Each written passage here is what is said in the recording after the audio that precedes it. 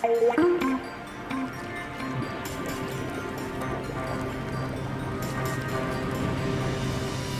projecte de foment del consum i comercialització dels productes agrícoles i ramaders, impulsat per la Diputació de Girona, vol contribuir a millorar la competitivitat i rendibilitat de les empreses agràries de les comarques gironines.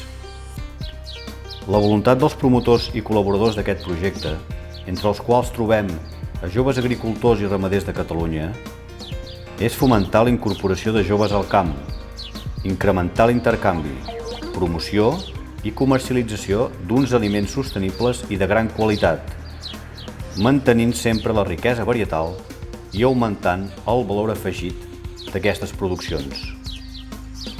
Tu també pots contribuir-hi. Anima't a consumir aliments de proximitat.